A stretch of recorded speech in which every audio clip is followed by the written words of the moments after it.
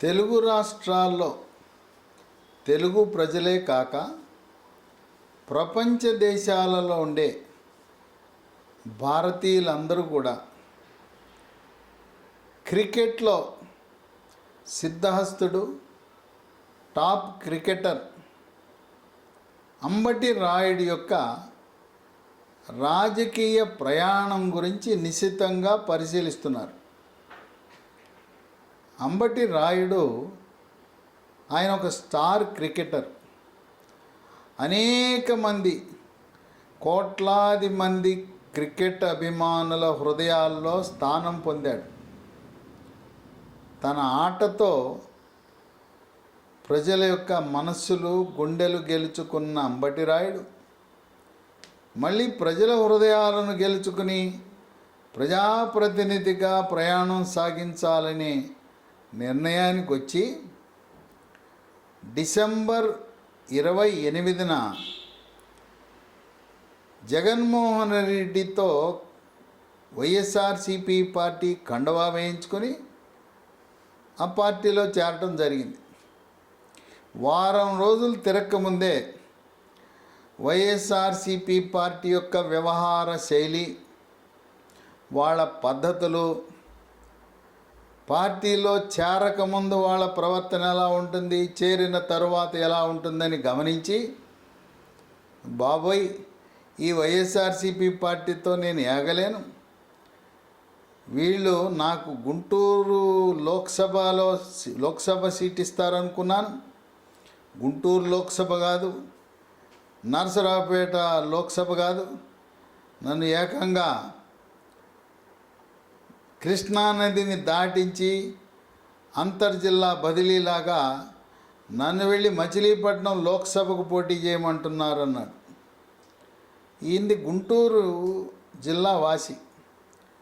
ఆయన గుంటూరు పార్లమెంటుకు కానీ గుంటూరు పార్లమెంటు పరిధిలో ఉండే ఒక నియోజకవర్గం నుంచి శాసనసభకు పోటీ చేయాలనే ఆలోచనలో ఉన్నాడు.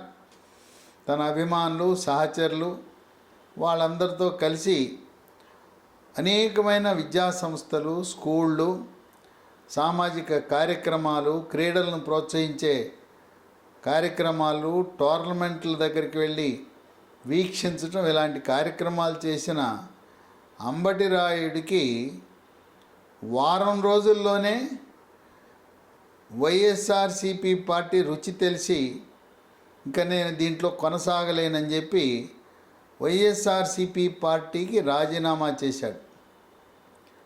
చేసి నేను రాజకీయాల్లో ఉంటే నాకు క్రీడలకు ఇబ్బంది వస్తుంది, నేను క్రికెట్ మ్యాచ్ల్లో పాల్గొనాలంటే రాజకీయంగా ఆ రాజకీయమే నాకు అవరోధం కాబోతుంది, అందుకే నేను రాజీనామా చేశానని అడ్డం చెప్పినా మళ్ళీ అంబటి రాయుడు వచ్చి తాడేపల్లిలో పవర్ స్టార్ పవన్ కళ్యాణ్తో కూర్చొని ఏకాంతంగా 2 గంటల పాటు చర్చించారు. అక్కడ చర్చల్లో సారాంశం బయటకు వచ్చింది ఏంటంటే, పవన్ కళ్యాణ్ జనసేన పార్టీలో చేరమని కోరినట్టు, జనసేన పార్టీలో చేరితే ఒక 2 నియోజకవర్గాలు ప్రతిపాదన వచ్చినాయి. ఒకటి కృష్ణా జిల్లాలో అవినిగడ్డ శాసనసభలో పోటీ చేయటం అనే అంశం. ఈ అవినిగడ్డ నియోజకవర్గం గతంలో గుంటూరు జిల్లాలో తెనాలి పార్లమెంట్ ఉన్నప్పుడు తెనాలి పార్లమెంట్లో ఉండేది అవినిగడ్డను, ఇంకో నియోజకవర్గం ఉండేది నిడుమోలని. అక్కడ ఆ తెనాలి పార్లమెంట్లో 5 అసెంబ్లీలు గుంటూరు జిల్లాకు చెందినవి, అవినిగడ్డ, నిడుమోలు 2 కృష్ణా జిల్లాకు చెందిన 7 అసెంబ్లీల్లో ఆ తెనాలి పార్లమెంట్ ఉండేది. ఆ విధంగా అవినిగడ్డ నియోజకవర్గం గుంటూరు జిల్లా అవినాభావ సంబంధం ఉంది. మధ్యలో ఏరే అడ్డం, కృష్ణా నదే అడ్డం. బ్రిడ్జి దాటితే రేపల్లె నియోజకవర్గం గుంటూరు జిల్లా, అప్పట్లో తెనాలి పార్లమెంట్ నియోజకవర్గంలో ఉండేది. కనుక అవినిగడ్డ నియోజకవర్గం వాళ్ళకి గుంటూరు జిల్లాతో అవినాభావ సంబంధం ఉంది. అక్కడుండే ఆ బ్రిడ్జిని పులిగడ్డ పెనుమూడి వారధి అంటారు. ఆ పులిగడ్డ పెనుమూడి వారధి కూడా చంద్రబాబు నాయుడు యొక్క పట్టుదలతోనే కృష్ణా గుంటూరు జిల్లాల మధ్య ఆ వారధి, ఆ బ్రిడ్జ్ అనేది ఏర్పడిందనేది ఇరు జిల్లాల ప్రజలకు కూడా తెలుసు. అవినిగడ్డ నియోజకవర్గంలో కాపు సామాజిక వర్గం వారు అత్యధికంగా ఉంటారు. ఏ పార్టీ అయినా, అది కాంగ్రెస్ అయినా తెలుగుదేశం అయినా, కాపు సామాజిక వర్గం వారే గెలుస్తారు. గతంలో సింహాద్రి సత్యనారాయణ ఆయన ఆ నియోజకవర్గానికి ప్రాతినిధ్యం వహించారు తెలుగుదేశం పార్టీ తరపున. తదుపరి తెలుగుదేశం పార్టీ తరపున అంబటి బ్రాహ్మణయ్య, ఆయన తెలుగుదేశం పార్టీ. ఇక కాంగ్రెస్ పార్టీ తరపున మండలి వెంకట కృష్ణారావు, ఆయన తర్వాత ఆయన కుమారుడు మండలి బుద్ధప్రసాద్. ఆ మండలి కుటుంబం చేతిలోనే ఈ నియోజకవర్గం ఎక్కువగా కాంగ్రెస్ ప్రజాప్రతినిధులుగా గెలవటం జరిగింది.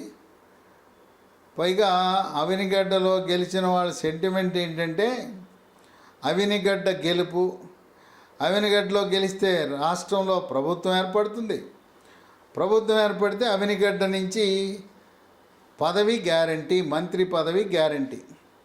ఎందుకంటే కాంగ్రెస్లో గెలిచిన మండలి వెంకట కృష్ణారావు ఆయన ఉన్నంతకాలం మంత్రి, ఆయన కుమారుడు బుద్ధప్రసాద్ గెలిచినంతకాలం మంత్రి. మొన్న కూడా 2014లో తెలుగుదేశం పార్టీ తరపున గెలిస్తే డిప్యూటీ స్పీకర్ అయ్యాడు, అది కూడా క్యాబినెట్ హోదానే. అట్లాగే తెలుగుదేశం పార్టీ తరపున గెలిచిన సింహాద్రి సత్యనారాయణ, ఆయనకు కూడా మంత్రివర్గంలో స్థానం లభించింది. ఇక అవినిగడ్డలో ప్రస్తుతం వైఎస్ఆర్సిపి పార్టీ తరపు నుండే సింహాద్రి రమేష్ అంత బలమైన నాయకుడు కాదు. తెలుగుదేశం పార్టీ తరపున ప్రస్తుతం మండలి బుద్ధప్రసాద్ ఉన్నా, ఆయన ఒకవేళ అంబటి రాయుడు వెళ్ళి పోటీ చేస్తాను జనసేన అంటే ఆయన సహకరించే వ్యక్తి, సభ్యత గల వ్యక్తి.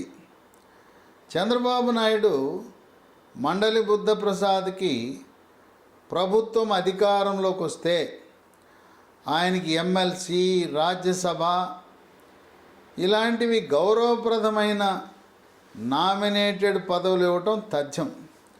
లేదా కాపు కార్పొరేషన్, కాపు జాతికి సేవ చేసే అవకాశం ఉన్న ఆంధ్రప్రదేశ్ కాపు కార్పొరేషన్ చైర్మన్ లాంటిది గతంలో కొత్తపల్లి సుబ్బారాయుడు, ఆయన నర్సాపురం నుంచి మాజీ మంత్రి, అది నిర్వహించాడు.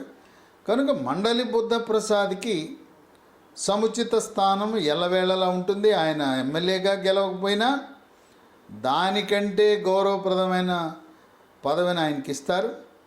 ఆ విధంగా అంబటి రాయుడికి అవినిగడ్డలో జనసేన పార్టీ తరపున గెలవటం అనేది నల్లేరుపై నడక. ఇంకొక నియోజకవర్గం గుంటూరులో కూడా పరిశీలిస్తున్నారు, పొన్నూరులో తెలుగుదేశం పార్టీ తరపున బలమైన నాయకుడు పొన్నూరులో ధూళిపాళ నరేంద్ర చౌదరి ఉన్నాడు, నరేంద్ర కుమార్. ఆయన తండ్రి కూడా చౌదరి గారు, ఆయన రెవెన్యూ మంత్రిగా కూడా పనిచేశారు. పొన్నూరు అంటే తెలుగుదేశం పార్టీకి కంచుకోట. అక్కడ వైఎస్ఆర్సిపి పార్టీ చాలా బలహీనంగా ఉంది. అందువల్ల చంద్రబాబు నాయుడు పొన్నూరు నియోజకవర్గాన్ని డిస్టర్బ్ చేయటానికి, మార్చడానికి ఇష్టపడడు. ఇప్పటికే ఉమ్మడి కృష్ణా జిల్లాలో 3 అసెంబ్లీ సీట్లకు జనసేన కన్నేసింది. అవినిగడ్డ పక్కన ఉండే పెడన, అట్లాగే విజయవాడ వెస్ట్కి అయితే అభ్యర్థిని కూడా ఖరారు చేశారు. పోతిన మహేష్ని ఎప్పటి నుంచో ఆయనే అభ్యర్థి అని కూడా ఖరారు చేయడం జరిగింది.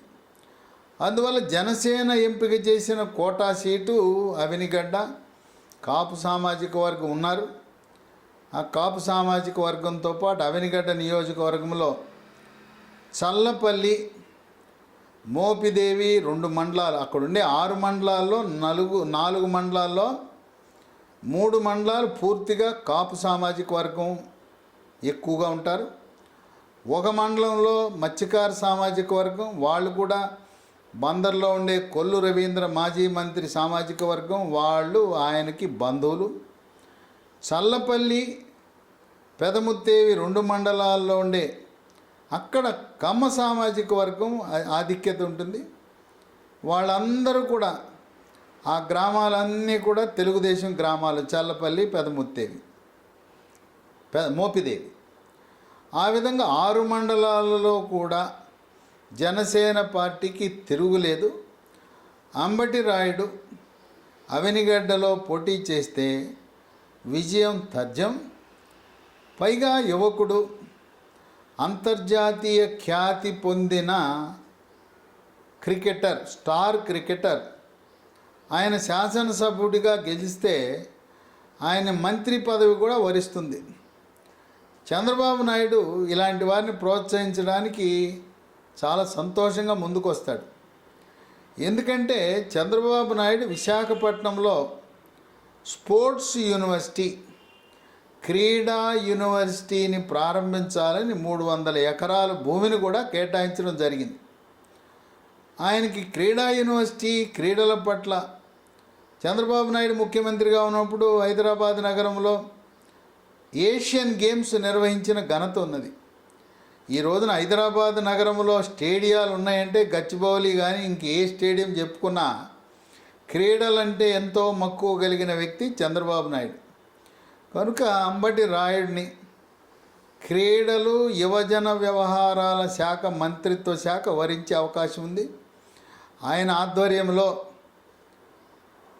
ఈ స్పోర్ట్స్ యూనివర్సిటీ, క్రీడా యూనివర్సిటీ విశాఖపట్నం రూపుదిద్దుకోవటం, ఏ విధంగా హైదరాబాద్ నగరంలో అంతర్జాతీయ ప్రమాణాలతో రేపు ఒకవేళ భారతదేశం ఒలింపిక్స్ను నిర్వహించిన ఆంధ్రప్రదేశ్ రాష్ట్రంలో కొన్ని క్రీడలను అంతర్జాతీయ ప్రమాణంలో నిర్వహించడానికి కావలసిన మౌలిక సదుపాయాలు ఏర్పాటు చేయటానికి అంబటి రాయుడు లాంటి క్రీడాకారుడు ఒక మంత్రివర్గంలో మంత్రిగా ఉండటం, క్రీడా రంగానికి అదొక గౌరవంగా భావించడం. పైగా ఈ రోజున ఎన్నికలు జరుగుతుంటే, ఎలక్షన్ జరుగుతుంటే అందరూ క్రికెట్ చూస్తారు, ఓటుకి వెళ్ళరు. అంటే మక్కువ, మోజు ఎంత క్రికెట్పై ఉందో మనకు అర్థమవుతుంది. అందువల్ల అంబటి రాయుడిని ప్రోత్సహించి రాజకీయాల్లో మంత్రిగా పెడితే ఆయన ఉండటం వల్ల జనసేన, తెలుగుదేశం పార్టీ కూటమికి ఈ రోజున ఉన్నపళంగా గ్రాఫ్ పెరగటం, దాదాపు ప్రతి నియోజకవర్గంలో ఆయన వల్ల రాని ఓట్లు ఒక 3-4% ఓట్లు అధికంగా వచ్చే అవకాశం కనపడుతుంది. కనుక రాజకీయంగా బలపడటానికి అంబటి రాయుడిని పదవిచ్చి ప్రోత్సహించడం ద్వారా చంద్రబాబు నాయుడు, జనసేన పార్టీ ఇద్దరు కూడా ఈ రోజున 2024లో జనసేన, తెలుగుదేశం పార్టీ గెలిచింది అంటే అది కాపు జాతి ఆంధ్రప్రదేశ్ రాష్ట్రమంతా ఒకే మాట, ఒకే బాటగా 2014లో ఏ విధంగా కంకణబద్దులై జనసేన, తెలుగుదేశం, బీజేపీ ఒకే కూటమిగా ఏర్పడి చంద్రబాబు నాయుడిని ముఖ్యమంత్రి చేశారో అదేవిధంగా ఆనాటి ఫలితాలు పునరావృతమై ఆంధ్రప్రదేశ్ రాష్ట్రంలో జనసేన, తెలుగుదేశం పార్టీ విజయం సాధించి అంబటి రాయుడికి అవనిగడ్డలో పోటీ చేసి గెలిస్తే ఆయనకి క్యాబినెట్లో ఒక స్థానం పదిలంగా ఉంటుందని రాజకీయ విశ్లేషకులు భావిస్తున్నారు. ఇదిలా ఉంటే ప్రస్తుతం అవనిగడ్డని కృష్ణా జిల్లా మచిలీపట్నం నియోజకవర్గంలో దాన్ని కలపడం జరిగింది. ఇక గుంటూరులో ఉండే తెనాలి 2009లో అది నియోజకవర్గ పునర్విభజనలో ఆ తెనాలి పార్లమెంట్ని రద్దు చేయటం జరిగింది. మచిలీపట్నంలో ప్రస్తుతం వైఎస్ఆర్సిపి లోక్సభ సభ్యుడిగా ఉండే వల్లభనేని బాలశౌరి, ఆయన 2004లో తెనాలి లోక్సభగా ఉన్నప్పుడు కాంగ్రెస్ పార్టీ తరపున గెలిచాడు. 9లో ఓటమి, 14లో ఓటమి, గుంటూరు జిల్లాలో పోటీ చేసి ఓటమి. మళ్ళీ మచిలీపట్నంకి వచ్చి 19లో లోక్సభ సభ్యుడయ్యాడు. ఆయనకు కూడా అక్కడ పరిస్థితి అర్థమైంది. కృష్ణా జిల్లాలో మచిలీపట్నం లోక్సభకి మళ్ళీ వైఎస్ఆర్సీపీ పార్టీ తరపున పోటీ చేస్తే గెలవనని అర్థమై వల్లభనేని బాలశౌరి ప్రస్తుత సిట్టింగ్ లోక్సభ సభ్యుడు జనసేన పార్టీలోకి మారాలనే ఆలోచన ఉంది. అక్కడుండే మాజీ మంత్రి పేర్ని నానికి వల్లభనేని బాలశౌరి ఇద్దరూ కాపు సామాజిక వర్గమైన ఉప్పు నొప్పు, వాళ్ళిద్దరికీ పొసగదు. ఒకరు ఎడ్డివంటే ఇంకొకరు దడ్డివంటారు. ఒకానొక సందర్భంలో వల్లభనేని బాలశౌరి ఆయన లోక్సభ సభ్యుడిగా అక్కడికి వస్తానంటే పేర్ని నాని స్థానిక శాసనసభ్యుడు అనుమతి లేకుండా మీరు ఎలా వస్తారని కొంతమంది నాయకులు ప్రశ్నించిన పరిస్థితి. అందువల్ల వల్లభనేని బాలశౌరి పార్టీ మారి జనసేన తరపున మచిలీపట్నం లోక్సభ నుంచి పోటీ చేసిన ఆశ్చర్యం లేదు. మచిలీపట్నం లోక్సభకు కూడా ఎక్కువసార్లు ఏ రాజకీయ పార్టీ అయినా కాపు సామాజిక వర్గం వాళ్ళే గెలవటం జరిగింది. తెలుగుదేశం పార్టీ తరపున అంబటి బ్రాహ్మణయ్య, అలాగే కాంగ్రెస్ పార్టీ తరపున బాడిగ రామకృష్ణ, ఈయన ప్రస్తుతం వల్లభనేని బాలశౌరి. ఇక్కడ కాపు సామాజిక వర్గం ఓట్లు మచిలీపట్నం లోక్సభ పరిధిలో దాదాపు 4 లక్షలు ఈ కాపు ఓట్లు ఉండటం వల్ల రాయుడికి కలిసి వచ్చే అంశం. వల్లభనేని బాలశౌరి కూడా లోక్సభ సభ్యుడిగా జనసేన పార్టీ తరఫున పోటీ చేస్తే మరింత కలిసి వచ్చే అంశం. ఏదేమైనా క్రికెట్ అభిమానులందరూ మా రాయుడు రాజకీయాల్లో రాణించాలి, క్రికెట్లో ఏ విధంగా విజయాల బాటలో నడిచాడో అదేవిధంగా రాజకీయాల్లో కూడా రాణించాలి, మంత్రిగా మా రాయుడిని చూడాలనే సంకల్పంతో ఉన్న తరుణంలో ఇంకా నిర్ణయం తీసుకోలేదు. త్వరలో అంబటి రాయుడు జనసేన పార్టీలో చేరతాడనే ఊహాగానాలు ఉన్నాయి. వేచి చూద్దాం అంబటి రాయుడి యొక్క ప్రయాణం.